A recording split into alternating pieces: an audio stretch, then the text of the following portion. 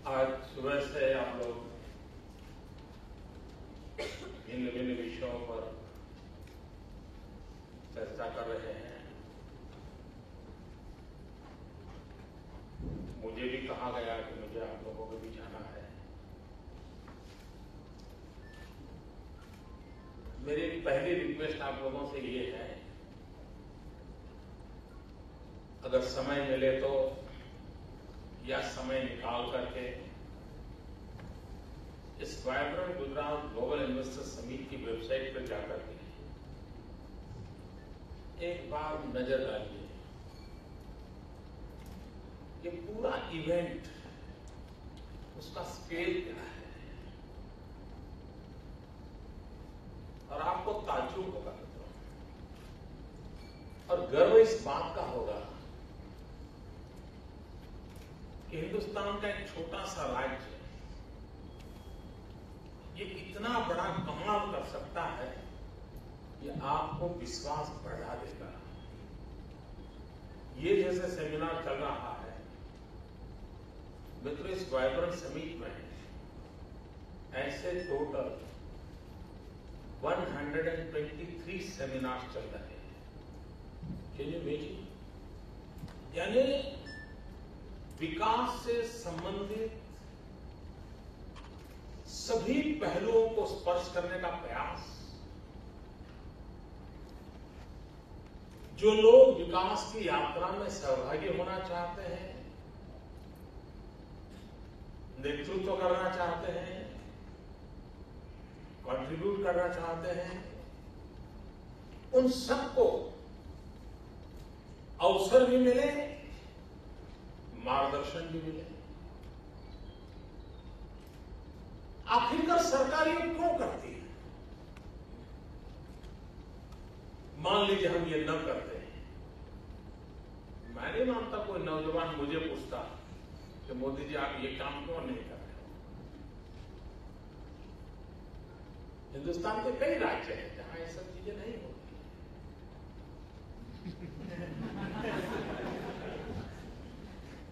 और न होने की कोई शिकायत भी नहीं, क्योंकि ये माना गया है कि ठीक है, जो चलता है चलता है।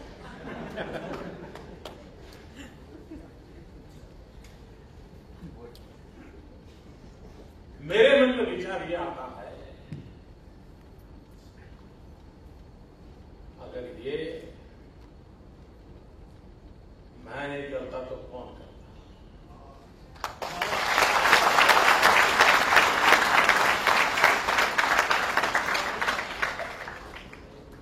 क्यों न करूं?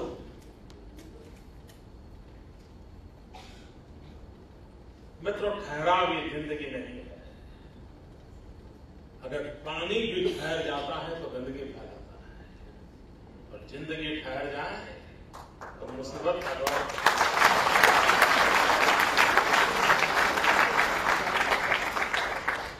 और इसलिए भाइयों बहनों, नौजवान मित्रों, हमें गति चाहिए,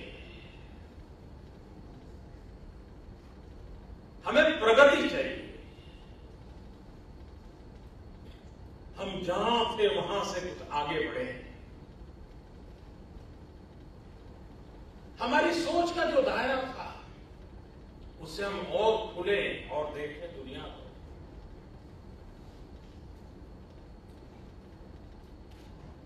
और मेरी ये कोशिश है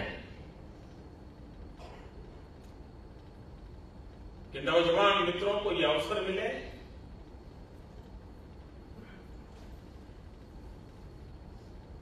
उसको अपने पंख फहराने का मौका मिलना चाहिए,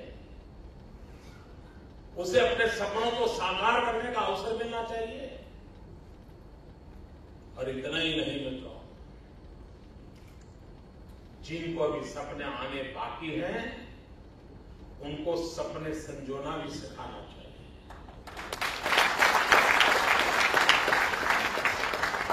वरना कुछ लोग ऐसे ही होते हैं, चलो कभी मैं पहले यूनिवर्सिटी में जाकर के नौजवानों से बहुत इंटरेक्शन करता, मुझे मजा आता था।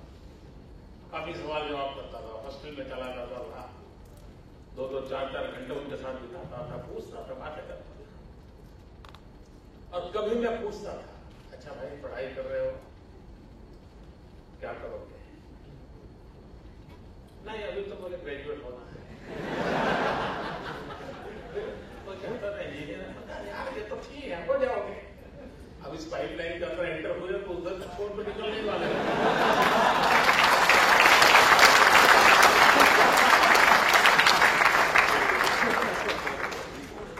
कोई जल्दी से निकलेगा, कोई देर से निकलेगा।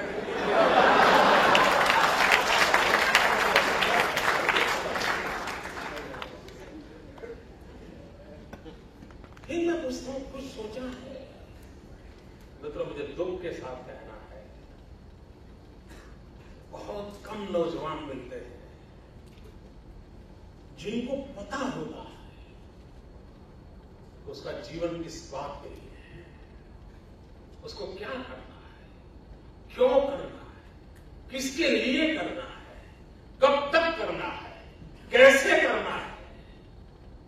ये सारे सवालों के जवाब नौजवानों की उंगलियों पर होने चाहिए। उसको पता होना चाहिए मेरी जिंदगी किस चीज के लिए है। और ये समारोह की हमारी कोशिश ये है कि उसके भीतर एक अर्ज पैदा करना। मित्रों, ऐसा जीवन बहुत रेयरली मिलता है और हम भाग्यवान लोग हैं, और मुझसे भी आप ज्यादा भाग्यवान हैं कि हम उस समय इस हिंदुस्तान की धरती पर पैदा हुए हैं जब यह देश दुनिया का सबसे नौजवान देश है। 65% जनसंख्या 35 से नीचे की आयु की है।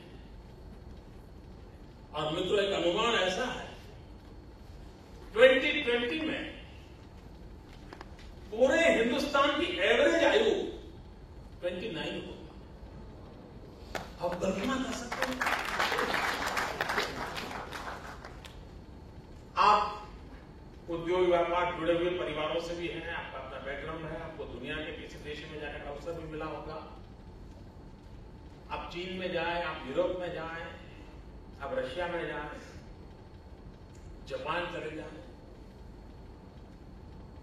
मित्रों, कहीं आप मेट्रो के स्टेशन पर खड़े हैं, आप बस स्टॉप पर खड़े हैं, या टैक्सी के इंतजार में कहीं खड़े हैं, कुछ मॉल में गए हैं, आपको ज्यादातर हाथ में लकड़ी लेकर के चलने वाले लोग दिखाई देते हैं। बुढ़ापा है, चारों ओर बुढ़ापा है। 50-100 लोग आपके सामने से गुजर जाएंगे, तब कहीं नजर आएगा, हाँ यार कोई नौजवान दिखाई दिया।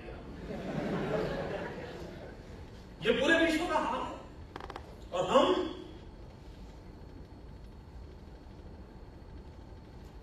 इतने युवा देश है मित्रों, और इसलिए हम लोगों के सपने उस स्केल के होने चाहिए। पूरे विश्व में एक बहुत बड़ा वैक्यूम पड़ा है, उस वैक्यूम को भरने का सपना हमारे मन में हो सकता है। अगर एक बार जीवन में इस प्रकार के सपने होते तो हम बहुत कुछ कर सकते। और मित्रों, ये एंटरप्रेन्योरशिप जो है, कुछ जीवन में कर दिखाने के लिए कोई जरूरी नहीं है आपको IIM से डिग्री चाहिए।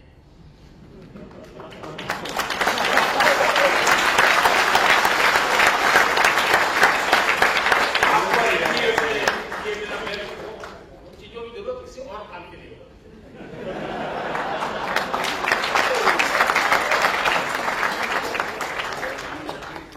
जब दुनिया के सामने परिचय करवाते हो तो फिर ऐसा न लगे कि भाई लोग पूछे, सब अपना अपना क्वालिफिकेशन बताते हो और आपको नीचे मुंडी देखनी पड़े, तो लगता है यार हमारे पास भी कागज बहुत अच्छा हो।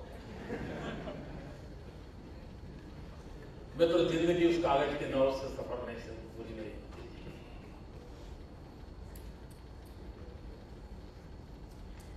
जिंदगी में मकसद को पाने पड़ते, सपनों को संजोने पड़ते। और मैंने ऐसे लोग देखे जो अपने इस कौशल्य के माध्यम से अपनी जगह बना लेते हैं। मैं वर्षों पहले बड़ौदा में काम करता था। सार्वजनिक जीवन में, सामाजिक क्षेत्र में काम करता था। तो मैं एक नौजवान से मिला। वो क्या काम करता था? उसने अपने हाथ से लिखे हुए 3-4 कपड़े पर पड़े बैनर्स लगा करके अलग अलग इलाके में लगाए थे। उस जमाने में तो मोबाइल फोन नहीं था। उसने अपना पता लिखा था। उसके पास लैंडलाइन भी फोन नहीं था। तो मेरा मन कर गया, नहीं ये क्या चीज है, अगर अपन देखे तो मैं उस नौजवान को मिल गया। वो क्या काम करता था? उसने, अगर आपको प्लम्बर की जरूरत है, अगर आपको किसी कारपेंटर की जरूरत है, कोई छोटा मोटा रिपेयरिंग के लिए किसी आदमी की जरूरत है, आपको कुक की जरूरत है, तो वो कहता था कि आप मेरा संपर्क कीजिए, मैं आपको इस प्रकार के लोग ला करके दे दूंगा। एक प्रकार का सर्विस सेक्टर उसने शुरू किया था। जो लोग नौकरी खोजते थे वो भी उनके पास जाते थे, देखिए साहब मुझे कुकिंग आता है, कोई काम है तो बताना। अब वो सिर्फ एक मीडिएटर बना, सामान्य समझ का वो व्यक्ति था, लेकिन देखते ही देखते वो अच्छा सर्विस प्रोवाइडर बन गया। अब ये मैं बात बताता हूं 78-79 के काल में। मित्रों, अभी मुझे एक बहुत बड़ा इंडस्ट्रियल हाउस के सज्जन मिले थे। वो कह रहे थे, हम दिल्ली में एक कंपनी बना रहे हैं और हमारी कंपनी सर्विस प्रोवाइडर के रूप में काम करने वाली है। उनका जब मैंने मॉडल सुना, तो जो बिल्कुल अनपढ़ बच्चा है, जो अपने हाथ से ये 4 बैनर लगा करके बैठा था, 30 साल पहले बैठा था, उसकी और इस बड़ी कंपनी के मॉडल में कोई अंतर नहीं था। इसका मतलब यह हुआ कि सामान्य व्यक्ति के पास भी समझ होती है। मैं एक ऐसे नौजवान को जानता था जो खुद बेरोजगार था, लेकिन लोगों को रोजगार देता था। उसने क्या किया, 1 रुपए की मेंबरशिप, 1 रुपया 12 रुपया फटाफट में जाए याद है, क्योंकि ये भी 35-40 साल की पहले गया, शायद 5 रुपए की मेंबरशिप लेता था। जिसको रोजगार चाहिए वो उसके यहां अपना रजिस्ट्रेशन करवाता था। वो क्या करता था, जितने भी प्रकार के अखबार निकलते सब अखबार खरीदता था। जितने भी रोजगार के मैगजीन निकलते थे वो इकट्ठा करता था और फिर बैठ करके कटिंग करके बाइफरकेट करता था कि टीचर्स की जॉब की कहां कहां संभावनाएं पड़ी है, क्लार्क कहां कहां चाहिए, ड्राइवर कहां चाहिए, ये सब वो अखबारों से इकट्ठा करता था। और जो उसके मेंबर हुए हैं, जिसका क्वालिफिकेशन था, उसको वो कहता था कि साल में मैं आपको 6 पोस्ट कार्ड लिखूंगा। तो वो उनको पोस्ट कार्ड लिखता था कि फलाने दिन के फलाने अखबार में ये एडवर्टाइजमेंट आई है, इतने नंबर के पेज पर है, आप अप्लाई कीजिए, आपको नौकरी की संभावना है। इतना ही काम करता था। मित्रों, उसकी मेंबरशिप इतनी थी और उसकी अपना रोजगार इतना बढ़िया चलता था। कहने का तात्पर्य यह है मित्रों कि अगर कहीं से कोई शुरू करे और जब कुछ काम शुरू करते हैं तब मित्रों सोचने की जरूरत नहीं है कि काम कोई बड़ा है या छोटा है। हमारे देश की एक सबसे बड़ी समस्या यह है कि हमने श्रम को बुरा माना है।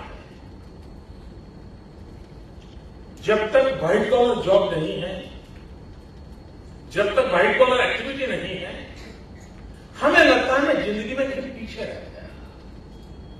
और ये हमारी सोच का हिस्सा है। हमारे घर में अगर कोई ऑटो रिक्शा वाला आया, बेचारे के फटे टूटे गंदे कपड़े हैं और हमारी मां को पूछता है कि भाई साहब घर में है क्या, तो मां कहेगी नहीं अभी नहीं, कोई टाइम है क्या पूछने गया, तो चलो चलो भागो। लेकिन उसी समय कोई कोट पैंट टाई पहन करके आया और पूछता है भाई साहब है, अरे आइए भाई कहां से बैठिए।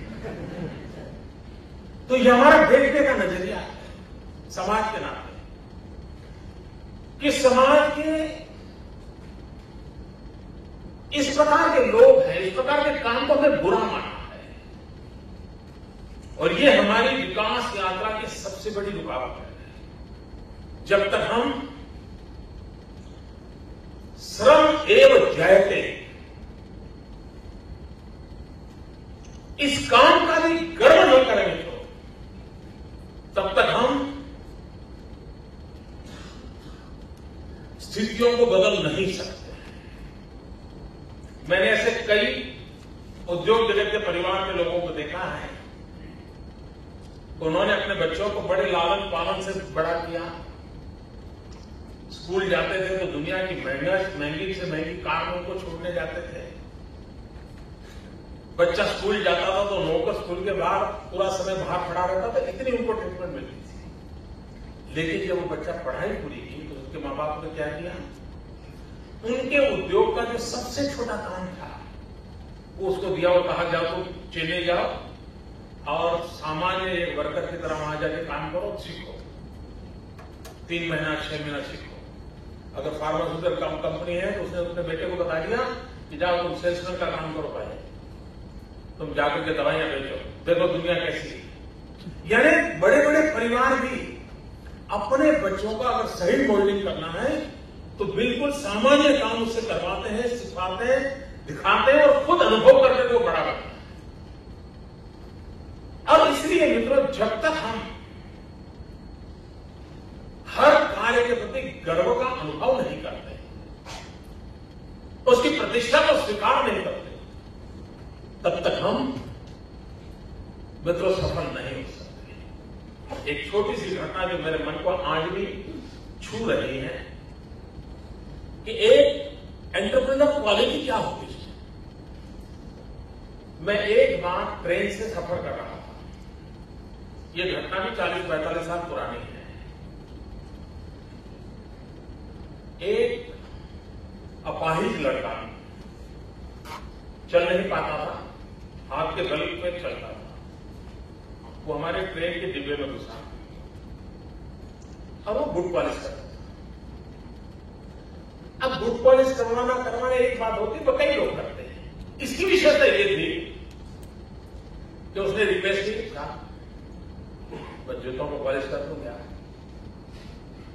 अब हम तो उस बैकग्राउंड के नहीं थे कि जूतों की पॉलिश को साल में एक बार भी नसीब हो, लेकिन हमारे बगल में जो सेक्शन बैठे थे उनका मन कर गया तो उन्होंने तो पॉलिश जैसे उसका हाँ चलो भाई करो। उस बच्चे ने क्या किया, अपने थैले में से उस दिन का टाइम्स ऑफ इंडिया निकाला और वो टाइम्स ऑफ इंडिया उसके हाथ में दे दिया उसने, और उस पर उसने अपने तरीके से आपकी यात्रा शुभ हो, आपका दिवस शुभ हो, ऐसे तो अच्छे शब्द लिखे थे। अब वो जब टाइम्स ऑफ इंडिया ने उसने कहा, यार मैं टाइम्स ऑफ इंडिया लेने जाता तो 50 पैसे का आता, ये 25 पैसे में पॉलिश करता है, 50 पैसे का टाइम्स ऑफ इंडिया पढ़ने के लिए देता है। अब देखिए मित्रों, ये उसकी एंटरप्रेन्योरशिप है, ये उसकी बिजनेस की क्वालिटी है। यानी एक बूट पॉलिश करने वाला, जूता पॉलिश करने वाला नौजवान भी ये समझता था कि मेरे क्लाइंट को कैसे सेटिस्फाई, मेरे क्लाइंट को कैसे एंगेज रखूं। अब मैं नहीं मानता हूं कि किसी क्लास के अंदर पढ़ाई होती है। अगर हम दुनिया को ढंग से ऑब्जर्व करते हैं, दुनिया को समझने की कोशिश करते हैं, तो हमें भी बहुत कुछ सीखने को मिलता है। लेकिन अगर हम ये सोचे यार वो 2 साल में इतना बड़ा बन गया, मैं तो नहीं बना सकता, और अगर मैं शॉर्टकट ढूंढने जाऊंगा तो क्या होगा। मित्रों, ज्यादातर नौजवान लोगों की विफलता का एक सबसे बड़ा कारण होता है जल्दबाजी। वो शॉर्टकट खोजता है, उसको लगता है यार ये मेरा पड़ोस का मेरे साथ पढ़ता था, वो 2 साल में यहां से यहां पहुंच गया, मैं क्यों रह गया।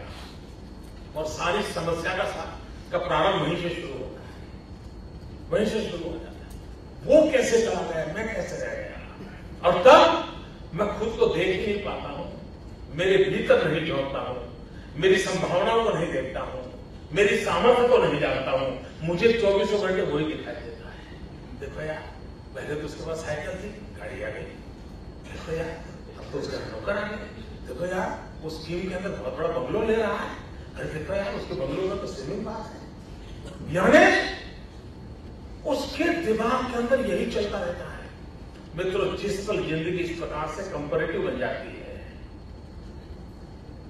किसी के रेफरेंस में जिंदगी जीने की आदत लग जाती है, तब हम अपनापन खो देते हैं। और जब अपनापन खो जाता है मित्रों, फिर जिंदगी के लिए सारे रास्ते धुंधले हो जाते हैं। बहुत मुश्किल से रास्ता खोज पाता है इंसान। और इसके आवश्यक है कि हम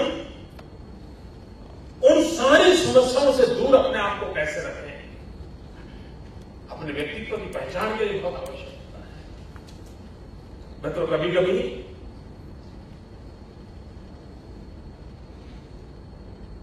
हम एक छोटे दायरे में जीवित रहते हैं। हमारे 2-4 दोस्त होते हैं, सफल भी होते हैं, ज्यादातर उन्हीं का हम देखते रहते हैं।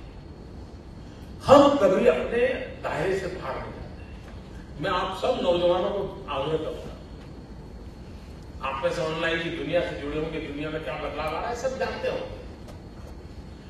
लेकिन मित्रों, हर बार कोशिश करनी चाहिए कि आपका अपना एक निजी सर्कल है, उसके सिवाय कोई हर शाम 12-15 ऐसे सर्कल है जहां आप जाते हैं, बैठते हैं, 2 घंटे बात करते हैं, उनको सुनने समझने की कोशिश करते हैं। मित्रों, इन सेमिनारों में जितना आपको जानने को मिलता है, उससे ज्यादा उस अपने सहमना लोग जो होते हैं, सहमना, उन सहमना लोगों के बीच बातें करने से हमें प्राप्त होता है, और वो हमारी पूंजी बन जाता है। उसमें से कोई चीज हमारे काम आ जाता है। मित्रों, कई लोग मुझे कहते हैं, मोदी जी आप सरकार चलाते हैं, ये रोज नई नई चीजें कहां से लाते हैं, ये रोज नई नई योजना कहां से लाते हैं। मैं आज सीक्रेट बता दे रहा हूं। मैं जब लोगों से मिलता हूं, बातें करता हूं, तो बातें करते करते करते मुझे कोई चीज प्राप्त हो जाती है। मुझे हाँ यार, वो तो सोच रहा है लेकिन इसका ये रूप भी हो सकता है। और फिर मैं अपना दिमाग उसमें लगाता रहता हूं, फिर मैं अक्सर उससे डिबेट करता हूं, और फिर वो स्कीम का रूप लेता है, और जब मैं लॉन्च करता हूं तो पूरे हिंदुस्तान में चर्चा होती है, मोदी जी ये कहां से लाए, ये ज्योति ग्राम योजना। आप देखिए मित्रों, एक छोटा सा परिवर्तन में कितना बदलाव लाता है। जब मैंने ये मन में सपना देखा कि मुझे गुजरात के गांव को 24 घंटे बिजली देनी है, और जब मैंने मेरे अफसरों के सामने रखा, तो मित्रों मैं इतना परेशान हो गया, वो हंसने लगे मेरे से। ये क्या, ये असंभव बातें कर रहा है, 2000 मेगावाट शॉर्टफॉल है, और कैसे होगा। मैंने कहा भाई देखिए, अपने टेक्निकल सॉल्यूशन होता है, और भगवान की कृपा देखिए, मैं तो कोई इंजीनियर कुछ होने नहीं, लेकिन मुझे सुझा और मैंने उनको बताया, मैंने कहा हम गांव का फीडर और खेत का फीडर अलग क्यों नहीं करते हैं। माने नहीं, मैंने लिखित ऑर्डर किया, माना नहीं, और कोई आरटीआई में पूछेगा तो हैरान हो जाएगा। मित्रों 50 किलो की फाइल है वो, और मेरा डिपार्टमेंट मुझे मना कर रहा है, मैं कह रहा हूं करो।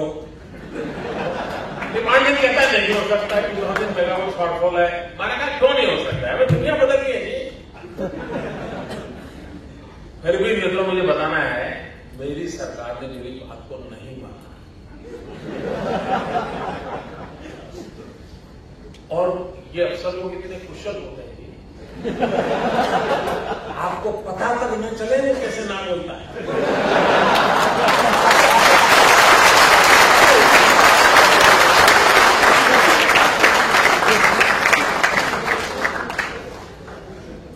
अब तो मुझे 12 साल हो गए, मुझे सब पता चला।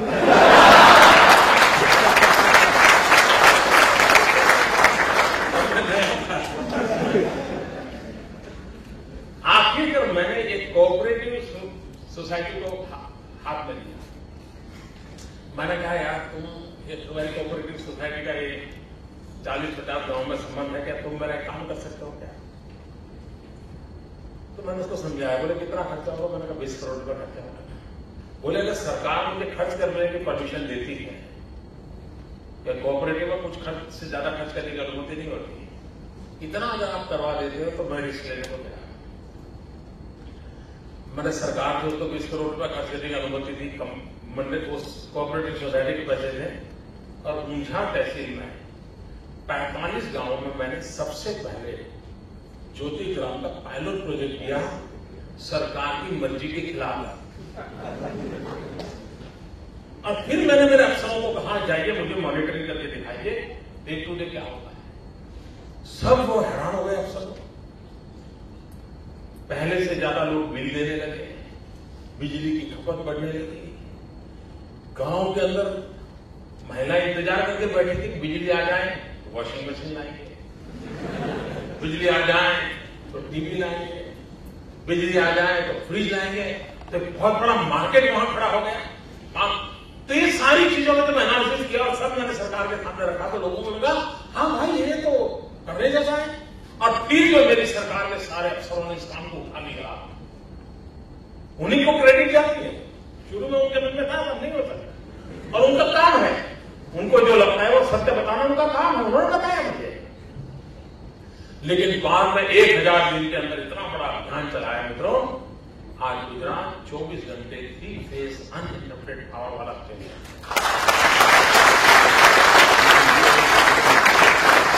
लेकिन ये बिजली सिर्फ टीवी देखने के लिए काम आएगी तो क्या मतलब है? 24 घंटे न्यूज देखता रहेगा, फिर वो भी सोचेगा मैं भी न्यूज बनाऊं।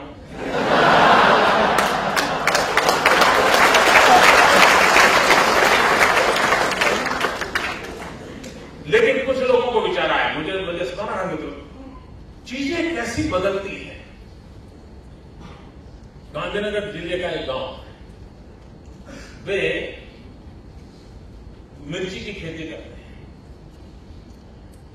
अब एक बार मिर्ची की फसल इतनी ज्यादा हुई कि मिर्ची के दाम गिर गए और किसान की मुसीबत हो गई। अगर कम फसल हुई तो भी घाटे में, और ज्यादा फसल हुई तो भी घाटे में, क्योंकि दाम गिर जाता है। तो उस समय उस गांव में सभी खेतों की जितनी भी मिर्ची पैदा हुई, वे मिर्ची अगर वो बेचते तो मुश्किल से उनकी इनकम 3 लाख रुपया होती। पूरे गांव की इनकम 3 लाख। गांव साल भर कैसे गुजारा करता है? उसी समय ये ज्योति ग्राम योजना आई थी। समझदार लोग इकट्ठे हुए, उन्होंने कहा अपन इस बार की हरी मिर्ची बेचेंगे नहीं, हम इसको लाल मिर्च होने देंगे।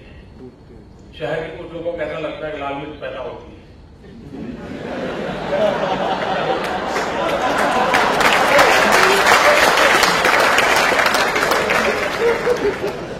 और उन्होंने कहा ये बिजली आई है तो हम कसर भी लाएंगे, हम एक पीसने वाली घंटी ले आएंगे। मित्रों, उन्होंने उस समय वो हरी मिर्च बेची नहीं, उसको लाल मिर्च होने दिया। फिर उसका ज्योतिग्राम बिजली का लाभ उठा करके घंटी ला करके क्रश करके लाल पाउडर बनाया मिर्ची का, और फिर प्लास्टिक के बैग में पैक किया और फिर बेचा। तो उस गांव को इनकम 18 लाख रुपया।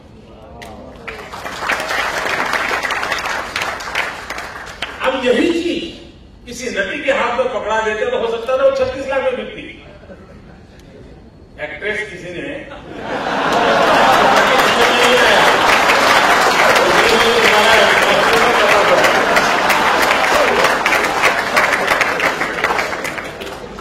और वो अगर माल को बेचती 36 लाख आते।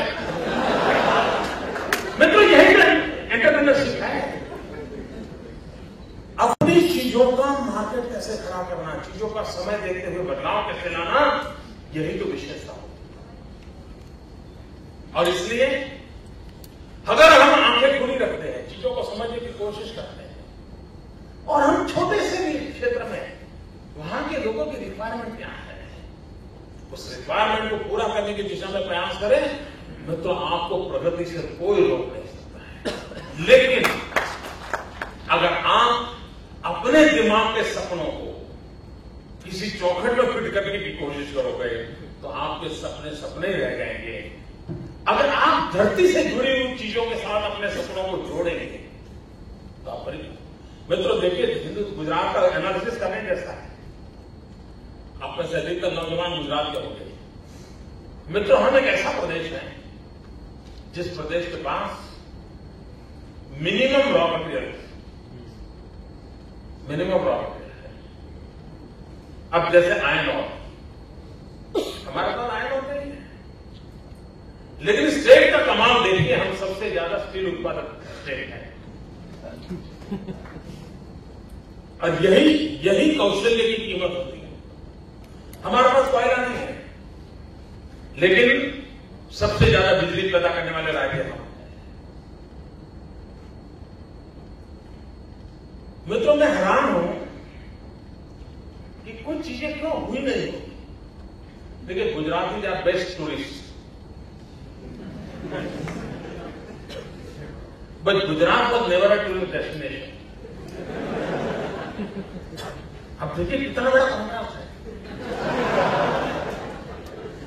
और गुजराती का टूरिस्ट के नाते गुजराती की पहचान देखिएगा, वो दुनिया के किसी भी देश में गया होगा, 5 स्टार होटल में ठहरा होगा, लेकिन जब भोजन के लिए जाएगा तो डिब्बा खोल करके थेपला निकालेगा।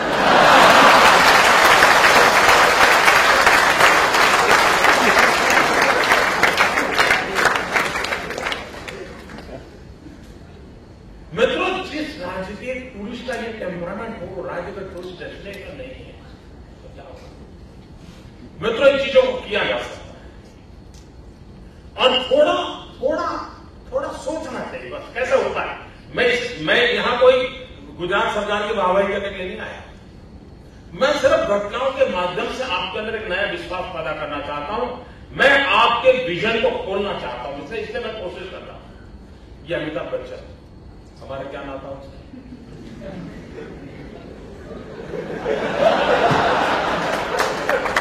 तो गुजराती है क्या? नहीं है। गुजरातियों की रोजी रोटी है क्या? नहीं है। वे मूलतः कांग्रेस से, राजीव गांधी परिवार से जुड़े हुए हैं। वो कांग्रेस पार्टी के एमपी थे, लेकिन किसी कांग्रेस सरकार को उनका सही उपयोग क्या है मालूम नहीं है।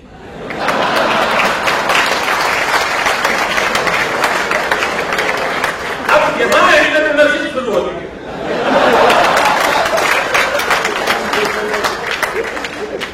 एक बीजेपी का व्यक्ति कांग्रेस के पूर्व एमपी को उठा के ले आता है और वो घर घर जाकर के कहता है कुछ दिन तो गुजारा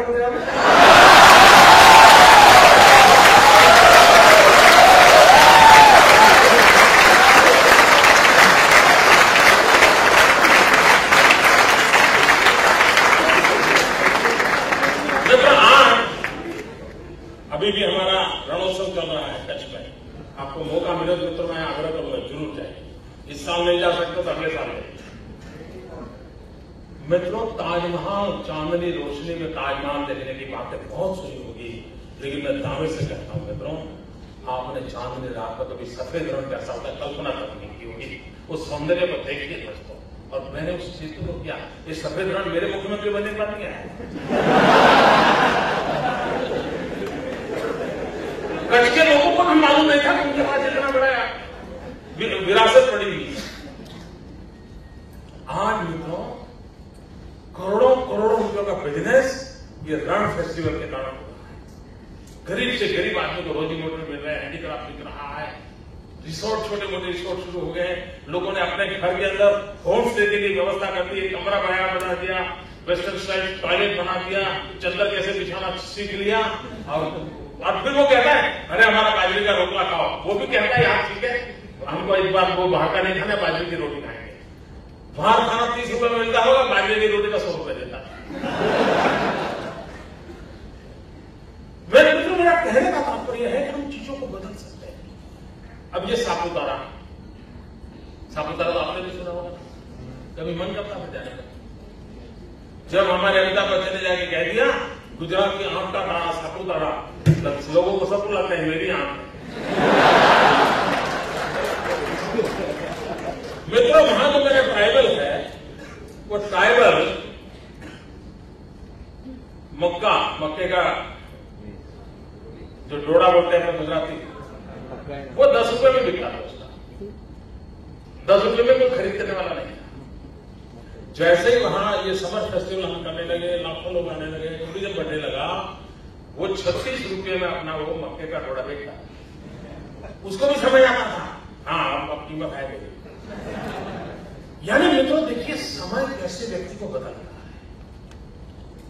अगर हम लोगों के दिलो दिमाग में, अगर हमें व्यापार के क्षेत्र में जाना है, उद्योग के क्षेत्र में जाना है, एंटरप्रेन्योर के रूप में अपने आपको प्रस्तावित करना है, तो मित्रों अपने अगल बगल से बहुत सी चीजें हम सीख सकते हैं, हम जान सकते हैं और हम अपनी जगह बना सकते हैं। और मित्रों मैं नौजवानों से चाहूंगा आपके मन में एक सपना होना चाहिए। ठीक है, जितने दिन जरूरत पड़ेगी नौकरी करनी पड़ेगी, करूंगा। ऐसा कभी व्रत मत लीजिए, नहीं मैं तो नौकरी करूंगा ही, ऐसा भी मत लीजिए। लेकिन मेरा जिंदगी का मकसद नौकरी पाना कम है, अनेक लोगों को नौकरी देना, ये मेरे जिंदगी का।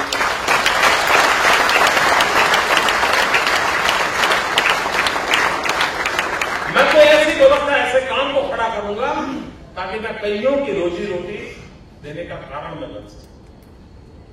अगर मित्रों इन सपनों को लेकर के आप चलते हैं, मुझे विश्वास है आप भी अपने जीवन में सफल हो सकते हैं। और मित्रों जमाने चले गए कि किसी बड़े घराने के लोग ही उद्योग करते हैं, तो आजकल नियो मिलियनर की संख्या बढ़ती चली जा रही है। जिसके जीवन पर कुछ नहीं है वो अपनी जिंदगी को बना सकते हैं। मैं तो व्यापार के क्षेत्र में गया हूं, उद्योग के क्षेत्र में मुझे कोई लेना देना मुझे इंटरेस्ट नहीं है, लेकिन मैं जहां गया हूं,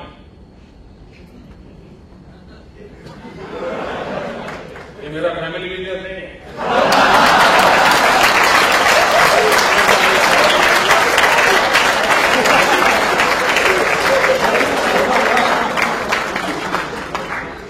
और मैं फर्स्ट जनरेशन हूं, लास्ट जनरेशन हूं।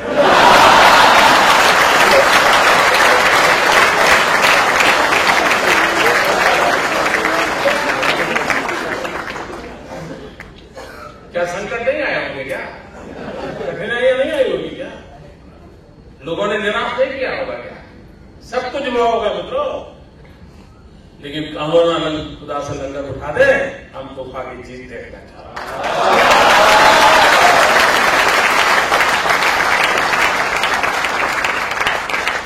ऐसे मैं कुछ शायद बोलता नहीं हूं, लेकिन आपको 2 लोग बोल दिए तो मुझे लगता है मैं नहीं बोलूंगा तो लगेगा कि बुद्धू है। खैर मित्रों अच्छा लगा नौजवानों से मिलकर के, मेरी शुभकामना है आपको। मेरी आपसे प्रार्थना है आप समय निकाल करके खुद भी, अपने दोस्तों को भी, परिवार के स्वजनों को भी ये जो एग्जीबिशन लगा है इसको जरूर देखिए और सरसरी नजर से मत देखिए, स्टडी करने के रूप में देखिए। 5 दिन पूरा जाओगे आप वहां, तब भी पूरा नहीं होगा, लेकिन 5 दिन में आप वो देख पाओगे जो शायद कोई यूनिवर्सिटी आपको 5 साल में नहीं दिखा पाती। कोई मैनेजमेंट स्कूल इतना नहीं दिखा पाएगी उतना आपको मिल सकता है। वहां सवाल पूछिए, वहां जानकारी लीजिए, आपकी मतलब की चीजों में डिबेट कीजिए, आपको बहुत सी चीजें मिलेगी। और मित्रों ये सरकार इतना पसीना बहा रही, इतनी मेहनत कर रही है, वो सिर्फ आपके लिए है। मेरे गुजरात के हर नौजवान अपने सपनों को संजोए, सपनों को सिद्ध करें। ये सपना मेरा है, आपके सपने पूरे हो, यही मेरा सपना है। और इसलिए मुझे मित्रों आप कभी मुझे निराश मत करना। कहीं ऐसा न हो कि आपका सपना अधूरा रह जाए और मैं निराश हो जाऊं।